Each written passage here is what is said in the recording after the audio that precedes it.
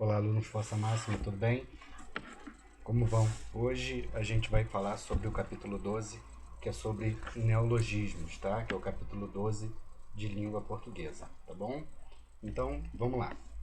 Neologismo é o nome dado a uma nova palavra criada ou uma palavra já existente a qual é atribuído um novo significado. O que isso quer dizer? Que na língua portuguesa a gente pode simplesmente criar palavras novas. E essa criação das palavras novas se chama neologismo, tá? Então, vamos a elas. Como exemplo, a gente tem aí, ó, escanear, clicar, linkar, site, principalizar, ó, petista, mensalão, foram palavras novas criadas advindas de algumas coisas, ó, panelaço, showmício, mimimi, bioterrorismo, skate, shopping, abajur e buquê. E a palavra mais preconceituosa que a gente tem aqui é o mimimi, né, que é usado para dizer que a pessoa é fresca, comete certos tipos de frescura. Então, olha só, por que são criados neologismos? Os neologismos surgem conforme as necessidades de expressão e comunicação. Surgem quando existe uma palavra ideal para indicar algo novo, como um novo conceito, um novo objeto, um novo processo. Embora o constante avanço tecnológico seja um dos principais motores para a criação de neologismos, muitos são apenas criados por modismos e até para fins pejorativos e irônicos, como gírias e palavrões. Então, criados por modismos ou pelo avanço tecnológico, como a gente viu ali a palavra clicar, linkar, são palavras que vêm desse meio, ou meio pelo qual acontece os neologismos. A criação de neologismo é facilitada pelas próprias características da linguagem, que permitem essa criação de novos vocábulos. Há também uma tendência humana para determinar objetos e especificar conceitos, resultando assim na inovação e renovação vocabular através do uso de neologismos. A gente tem que lembrar sempre que a gente está falando de uma língua viva, como a língua portuguesa, tá? Então, em línguas como o latim, que é uma língua morta, não tem como haver neologismo, porque não há nenhuma comunidade que se comunique em latim. Apesar do latim ser a língua oficial da Igreja Católica, o latim é considerado uma língua morta, porque não tem um grupo de falantes pré-estabelecido. Então, no português, no inglês, no francês, no espanhol, no alemão, em todas essas línguas que são línguas vivas, admite-se o uso dos neologismos, menos, é claro, em línguas mortas, tá? Então, como são criados? Os neologismos são criados pelo processo de formação de palavras existentes na língua portuguesa. Então, os principais processos são a composição, por aglutinação e justaposição. Então, aglutinação e justaposição, vocês devem lembrar que a gente faz a aglutinação quando a gente faz a junção de dois ou mais radicais quando há perda fonológica, tá? Perda fonológica ou perda gráfica. Então, palavras como aguardente, planalto, vinagre, pontiagudo, petróleo, fidalgo, pernalta, embora, são palavras compostas pelo processo de composição por aglutinação. Então, por exemplo, na palavra fidalgo, filho de algo, então houve perda dos radicais. Então, isso é aglutinação. E nas palavras compostas por justaposição, a gente tem a junção de dois ou mais radicais sem perda fonológica ou gráfica, como nas palavras porco-espinho, testa de ferro, perna longa, passatempo e por aí vai, tá bom? A derivação prefixal, sufixal, que é quando a gente acrescenta um prefixo ou um sufixo na palavra. A palavra palavras parassintéticas, tá? Quando a gente utiliza de forma simultânea o prefixo e o sufixo, e que se a gente retirar um deles, a palavra deixa de ter sentido. A derivação regressiva e imprópria. O que é a derivação regressiva? É quando a gente regride um pouquinho a palavra, ou seja, ela vai ter perda fonológica ou gráfica. Por exemplo, o verbo caçar dá origem ao substantivo a caça. E derivação imprópria, quando a gente muda a classe gramatical da palavra. A gente já viu isso nas aulas anteriores. Então, por exemplo, a palavra feliz. Feliz é um adjetivo, naturalmente. E quando a gente transforma esse adjetivo em uma outra palavra, a gente faz em uma outra classe de palavra, a gente faz uma derivação imprópria. Por exemplo, ó, eu sou feliz, feliz é adjetivo, indica estado. Agora, num exemplo assim, ó, o feliz é um dos 7 anões. Então, esse o feliz, isso virou um substantivo. Então, isso é uma derivação imprópria. Mas existem também outros processos: abreviação, combinação, intensificação, hibridismo e reduplicação. A gente já falou deles também. Além desses processos, ocorre também a formação de neologismos por importação e empréstimo de vocábulos de outras línguas, os estrangeirismos, que podem ou não sofrer processos de aportuguesamento. Então, olha só, a palavra e-mail, por exemplo, ela não deixa de ser um neologismo que foi inserido na língua portuguesa. Então, e-mail, correio eletrônico. Então, é um neologismo que vem de uma outra língua, que vem do inglês, e que a gente pôde fazer uso disso na língua portuguesa. Então, a gente tem aí um estrangeirismo que veio de uma língua estrangeira, tá? Com o uso, reconhecimento e dicionarização do novo vocábulo, os neologismos são aos poucos incorporados ao léxico da língua portuguesa. Para que essa palavra, para que esse neologismo seja colocado no nosso léxico, ou seja, no nosso dia a dia, ele tem que ir para o dicionário. Se ele não for reconhecido por uma comunidade de fala e essa palavra for depois colocada num dicionário, isso não se trata de um neologismo, tá bom? Se trata de uma inventice, por exemplo. Mas essa palavra ela vai ocasionalmente entrar no dicionário. Como a gente falou, a língua portuguesa, assim como várias outras línguas no mundo, elas são línguas vivas, então elas sofrem esse processo constante de modificação, tá? Aqui a gente vai ver os tipos de neologismos. Então, olha só, existem diferentes classificações para os neologismos, com diferentes propósitos. O neologismo pode encaixar em mais de uma categoria. O que isso quer dizer? Existem vários e vários tipos de neologismos, tá? Então a gente vai começar a ver alguns agora, tá bom? Então olha só, a gente tem o neologismo lexical. O que é o neologismo lexical? É quando a gente realmente faz uma palavra nova. Então, ó, o neologismo lexical indica uma palavra nova criada para indicar um novo conceito. Aqui vocês podem ver que tem a palavra deletar, que vem do verbo deletere, do latim, que é apagar mesmo. Só que a palavra delete, que a gente tem no teclado no nosso computador, a palavra deletar, o verbo deletar, ele já muitas gramáticas trazem, muitos sites trazem como neologismo lexical. Mas essa palavra já existe na língua portuguesa há muito tempo, porque a gente tem que lembrar que a língua portuguesa ela deriva do latim.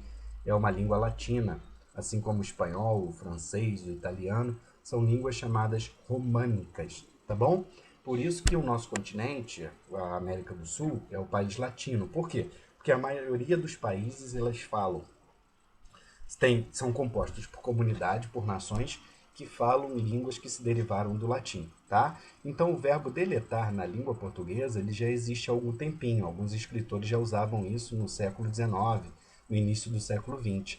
Mas alguns sites e algumas gramáticas trazem o verbo deletar como um neologismo. Ó, escanear, que é simplesmente a gente fazer uso de uma digitalização de um documento, de uma foto, colocar no scanner, né? Então criou-se uma palavra nova para fazer esse processo, um verbo, e o clicar, que é pressionar o botão do mouse. Então, clicar, tá? E até mesmo a palavra curtir, ela passou a ter um novo significado por causa de uma rede social, por causa do Facebook. Então, a gente vai curtir uma publicação. Então, ele curtiu a minha publicação. Então, o verbo curtir aí, ele também entra aqui como um neologismo lexical, tá bom? E lógico, neologismo lexical que mistura também com neologismo semântico, que a gente vai ver depois. Depois disso, nós temos aqui, ó, neologismo semântico, como a gente acabou de falar. Indica uma palavra já existente no léxico, ou seja, a palavra já existe no nosso dicionário há muito tempo, mas que adquire um novo significado, tá bom? Então eu coloquei 3 aqui, ó, mas a palavra gato, ela originalmente é uma espécie de felino, né? O gato que a gente tem em casa, o gatinho. E aqui a gente tem, ó, ligação elétrica clandestina. Então isso aqui também é um novo significado. Então esse gato ele passa a ser um neologismo a partir do momento do seu contexto de uso. Então, se a gente for usar a palavra gato com o significado de ligação elétrica clandestina, a gente vai fazer o uso de um neologismo semântico. Mas a palavra gato, além de um felino e ligação elétrica clandestina, também pode se referir a pessoa muito bonita. Então, aquela pessoa é uma gata. Então, ele vai também ser um neologismo semântico. Aquele homem é um gato. Então, na hora que gato pode ser ligação elétrica ou pessoa muito bonita, a gente faz uso também de um neologismo semântico. Pistolão. Pistolão, vocês devem ouvir isso às vezes nos noticiários, né? Que é recomendação de influência de alguém. Então, o pistolão não é uma pistola grande, tá? Uma pistola no aumentativo, vamos colocar assim.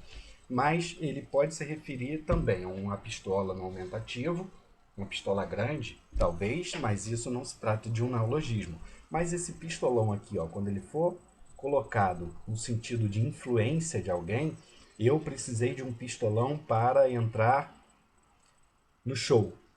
Então, quando eu tenho alguma recomendação por influência de alguém, eu tenho um pistolão. Isso é um neologismo semântico. Ó, azular, que é basicamente uma gíria usada em determinadas comunidades no Brasil e significa fugir. E nós também temos a palavra amarelar, quando é com sentido de medo, né? Ele amarelou na entrevista de emprego, ou seja, ele sentiu medo, ele sentiu nervosismo. Então o neologismo ele pode ter vários e vários e vários alocações no nosso dia a dia. Às vezes a gente usa sem nem saber o que, que é. Então, não sei se vocês soltam pipa ou conhecem alguém que solta pipa, mas quando se solta pipa, não usem cerol, por favor, tá? Isso faz mal para outras pessoas, pode causar acidentes sérios. Mas muita gente, quando vai cortar a pipa do outro, fala que deu capote. Então, o verbo capotar, que é o carro virando em alta velocidade, sofrendo um acidente, é usado com outro significado. Então, neologismo semântico também, tá bom? Ó, neologismo sintático. O que é um neologismo sintático? Indica uma construção sintática com elementos já existentes na língua que, combinados, adquirem um novo significado. Então, olha só, a sintaxe da oração, quando a gente trabalha de forma morfológica, a gente estuda as palavras, o processo de composição, derivação das palavras. E depois a gente pega essas palavras e coloca em várias classes de palavras: substantivo, adjetivo, pronome, numeral, artigo, verbo, preposição, conjunção, advérbios e interjeições. São 10 classes de palavras divididas entre classes variáveis, que possuem variação de gênero e número, e classes invariáveis, que não possuem variação. E a gente tem como construção sintática a forma como essas palavras são organizadas dentro de um texto, tá? Seja um texto falado ou um texto escrito. Então, algumas formas da gente poder fazer essa combinação de palavras faz com que a gente crie neologismos sintáticos. Então nós temos três aqui, ó, dar um bolo. Então, dar um bolo, um significado real dessa expressão seria simplesmente a gente dar um bolo à pessoa, ou seja, um composto de farinha, um bolo de chocolate, um bolo de coco, um bolo de morango. Então a gente vai dar um bolo. É o objeto, o alimento, aquilo que a gente vai comer numa festa de aniversário, por exemplo. E dar um bolo, para que ele se torne um neologismo sintático, ele tem que ter o significado de não comparecer ao encontro. Então, você marcou um encontro com seus amigos, com um amigo, ele foi e te deu um bolo. O que é te deu um bolo? Não comparecer ao encontro, tá?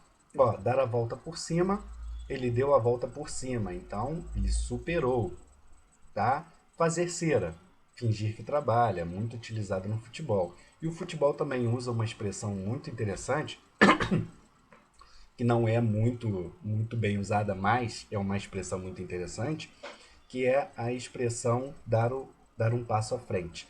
Então, o time estava no prejuízo, mas conseguiu dar um passo à frente. Então, se estava no prejuízo e deu um passo à frente, notoriamente ele ia continuar no prejuízo, né?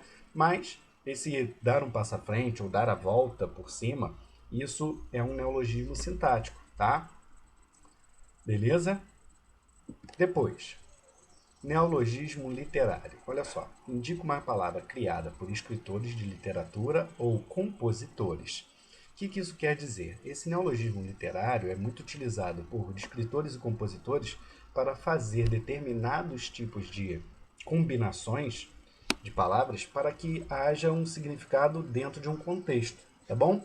Então, olha só, Mia Couto é um autor português, Dias Gomes é um compositor, então, olha só, brincriações abesonhadas, sonhadas, perdão, ladainhando. O que é ladainha? Então, ó, ladainhando, ele criou um verbo através da palavra ladainha. Bichanar, lençolar. Reparem como é que fora de contexto essas palavras ficam estranhas da gente poder saber os significados. Aqui as de Dias Gomes, ó. Agonizantista, a gente tem que lembrar que o sufixo ista significa aquele que desempenha alguma função, né? Então a função dessa pessoa é agonizar. Agonizantista, pacatice, ó, é algo pacato. Deceptude, é algo que causa decepção. Calunismo, calúnia é o quê? Difamar alguém, falar mentira a respeito de alguém, fazer fofoca. E patifento, olha só, uma pessoa patife, para Dias Gomes, é um patifento. Aqui, ó, outro tipo de neologismo, científico ou técnico. Indica uma palavra criada para nomear novos equipamentos, procedimentos, invenções e descobertas. Então, esse neologismo científico e técnico, as áreas de tecnologia, biologia, de humanidades, de linguagem, ela está cheia. Por quê? Porque a cada momento surgem teorias novas a respeito de uma doença, a respeito de uma nova espécie de planta ou animal ou mineral que possa surgir, e também novas designações da engenharia, né? Da engenharia da computacional, da engenharia civil, da engenharia eletrônica. Então, sempre há, e no caso aqui, ó, cupcake, da culinária também. Então, vocês podem reparar que o neologismo científico é utilizado em todas as áreas do conhecimento, sejam áreas da linguagem, áreas médicas, áreas biológicas, áreas da construção, áreas da engenharia, da tecnologia. Todas as áreas possuem neologismos, tá bom? E isso surge a cada instante. Ó, smartphone, que já está enraizado na nossa cultura, né? Por causa do telefone celular que a gente usa, que é um smartphone. Ninguém tem mais os telefones que não sejam smartphones. Cake designer, tá? E cupcake. Então, esses aqui são três exemplos que a gente tem. Mas na própria linguagem, quando a gente fala assim, fonologia, fonética, fonologia, fonema, isso tudo já foi um neologismo alguma vez. É morfologia, sintaxe, aglutinação, justaposição. Mesmo que elas hoje já estejam enraizadas na nossa cultura do estudo gramatical, essas palavras também já foram em um determinado momento chamado de neologismo científico. A própria expressão o Covid-19 para se referir à espécie do vírus do coronavírus que está vindo, que está fazendo com que a gente fique em casa, em quarentena, para que a gente possa diminuir a curva de contágio e não sobrecarregar o sistema de saúde, seja público ou privado. Então, o Covid-19 também é um neologismo científico, tá? Depois, ó, neologismo popular.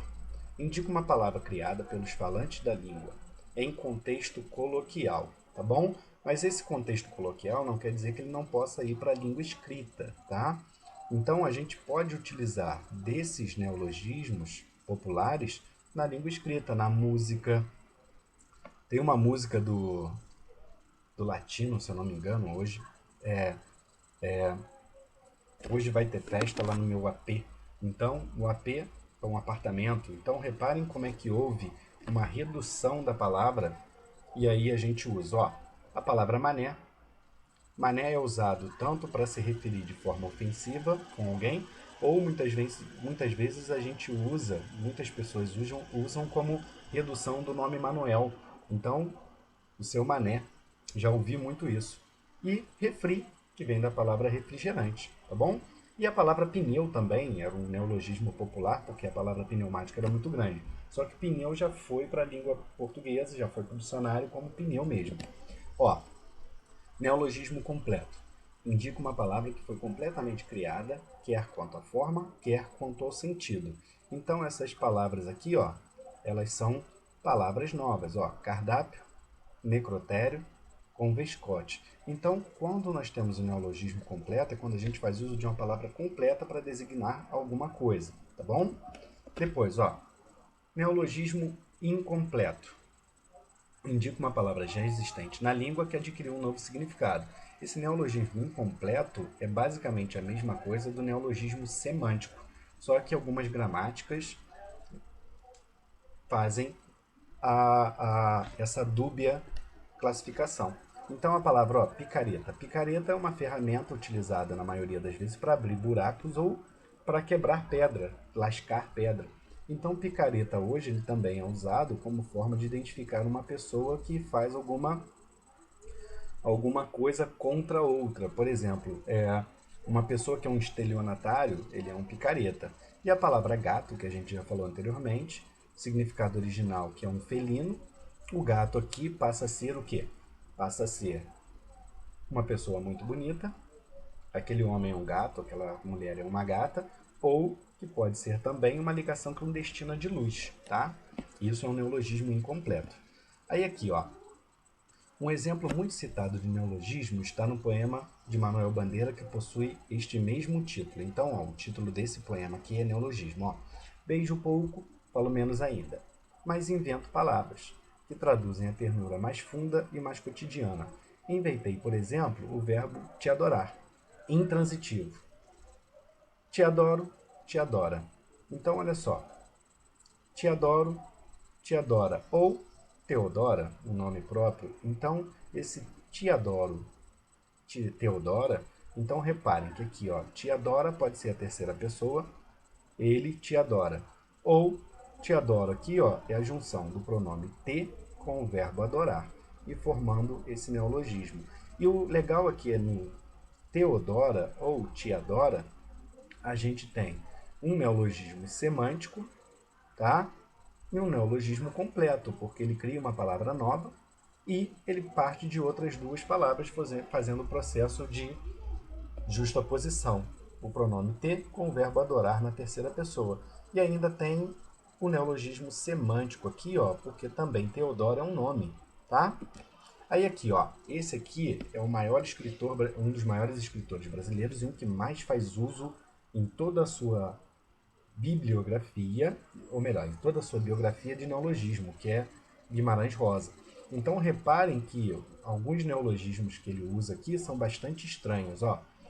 Abobadar, aboborar, estar deitado, a dor morrer, morrer dormindo, arreteque, asas abertas em forma de leque, bedelengar, badalar o sino, bembaratar, que é gastar, empregar de forma conveniente, boólatra, amante de bois, brisar, soprar a brisa, como se pudesse soprar a brisa, carontona, ó, cara feia e grande, coraçãomente, cordialmente, desse tamanho, muito grande, descardume, dispersão de cardume, escafuar, fazer sair, extramontar, ficar desorientado, extraordem, fora do comum, fazejo, acostumado, à vontade, fluifim, pequenino, gracioso, friume é frio. Friume a gente já ouve porque já faz parte da língua coloquial.